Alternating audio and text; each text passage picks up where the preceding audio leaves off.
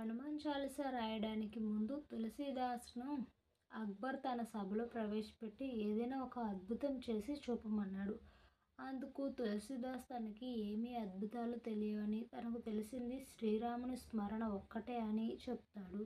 అందుకు కోపగించుకున్న అక్బర్ తులసీదాస్ను ఫతేపూర్ సిక్రీ కారాగారంలో పడేస్తాడు.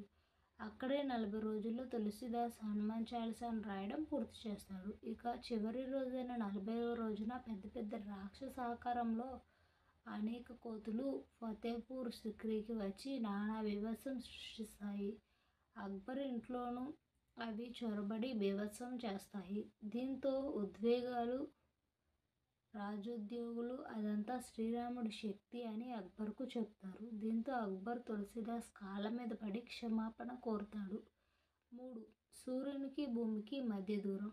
హనుమాన్ చాలీసా వల్ల సూర్యునికి భూమికి మధ్య ఉన్న దూరం ఖచ్చితంగా తెలుస్తుందట. దీన్ని శాస్త్రవేత్తలే చెప్తున్నారు.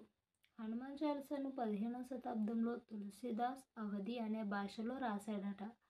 దాన్ని క్షుణ్ణంగా చదివిన వారు ఈ మాట చెప్పారు.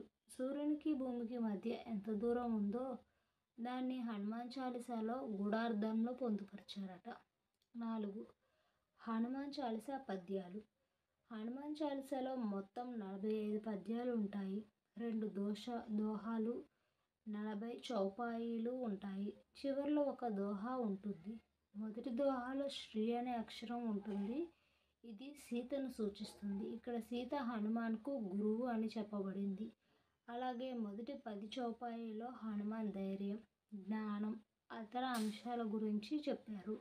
11 నుంచి 20 చౌపాయిలలో హనుమంతుడు, రాముడు, సీత, లక్ష్మణుడికి చేసిన సేవలను వివరించారు. 21 చౌపాయిలో తులసీదాస్ రాముని కృప కోరుకుంటాడు. చివర్లో హనుమంతుని ప్రార్థిస్తాడు. అలాగే రాముడు, సీత, లక్ష్మణుడు